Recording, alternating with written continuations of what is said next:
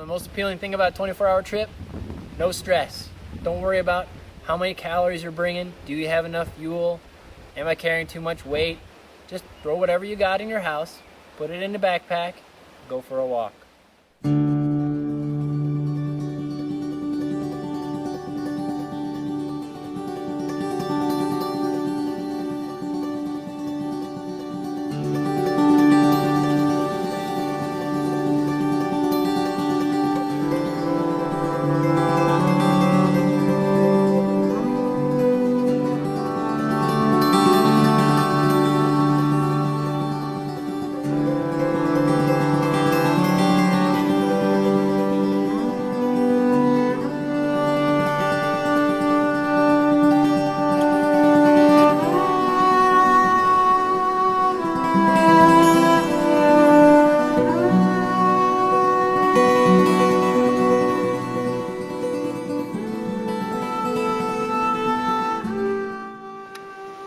Snow like this changes everything.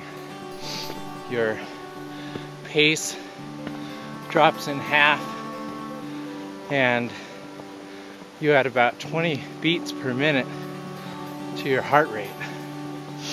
So your expectations have to go down a little bit.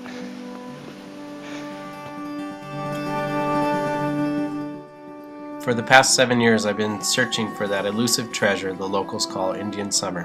While it is said to occur sometime between Labor Day and Halloween, I almost never find it. Instead, I plan and pack for an Indian summer trip, but end up finding something else. That something else is usually snow, and that something else is what I found on my last 24-hour trip into the northern Gallatin Mountains near Bozeman. Oh man, I should have brought gaiters. The thing that's really saving me today is that I have deer, elk, and coyotes breaking trail through the deep snow for me. So that's pretty nice. I'll take it. Planning for a 24-hour trip in the snow isn't really that different from planning for a 24-hour trip on dirt or tundra, at least during the fall when the snow isn't so deep that you need skis or snowshoes. In fact, as I transition from fall to winter, my trekking kit doesn't change much, and the only things that I'll add are those things that make life a little more comfortable in colder temperatures and snowy blizzards, including a pair of windproof fleece gloves, an extra insulating layer for my legs and head, and sometimes a tent that can handle a heavy snowfall. In addition, as the days get shorter, I also make sure I have a spare set of batteries for my flashlight. By the time October rolls around, I'm invariably arriving in camp in the dark. Finally, you might consider more snow-worthy footwear than breathable trail running shoes, as I foolishly did after I'd already hit the trail.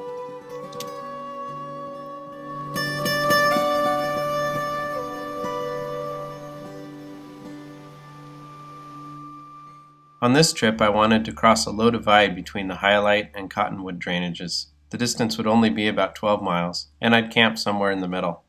Stephanie dropped me off at the trailhead at about 5:30, so it was clear that I'd be trekking into the darkness.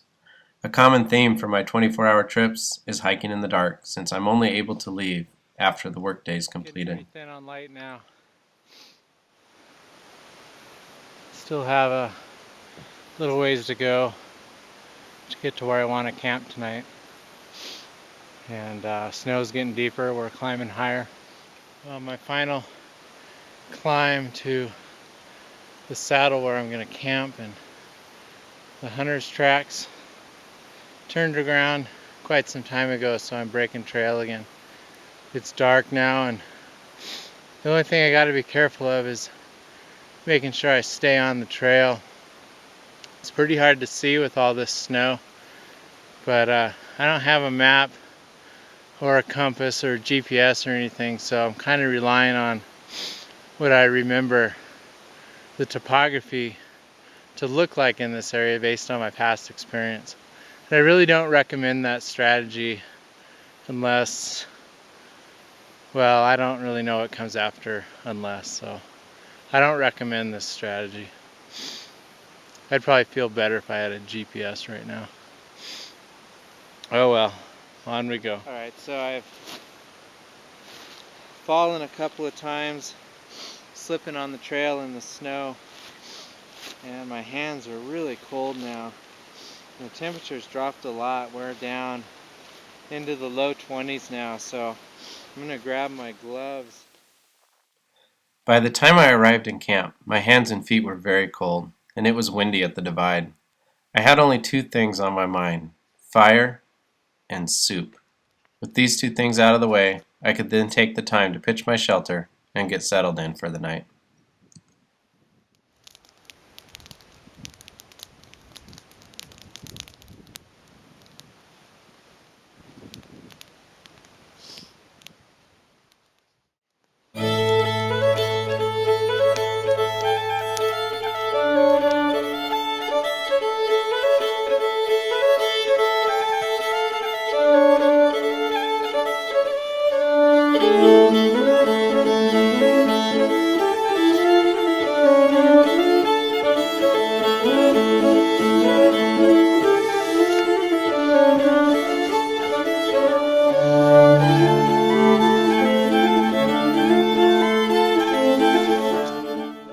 The night was very cold, and my feet are freezing. I wish that I brought my down booties.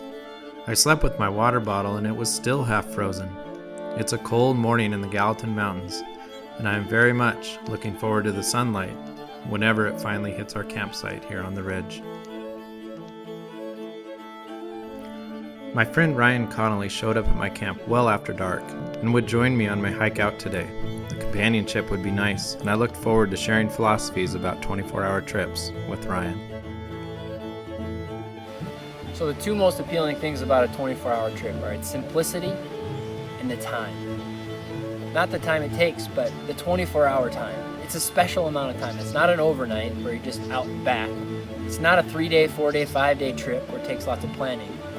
But it's just 24 hours of walking in the woods and enjoying enough time to really rest, to really relax, to really let your brain connect to the wilderness a bit.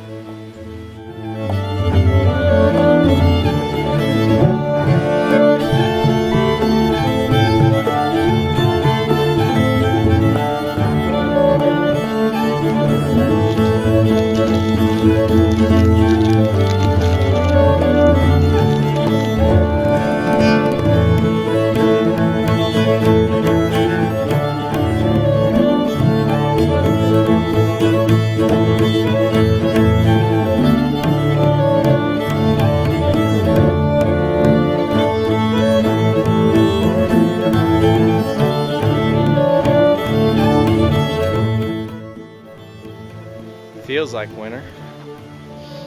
Looks like winter. By gosh, I think it's winter. Wow. It's so pretty up here.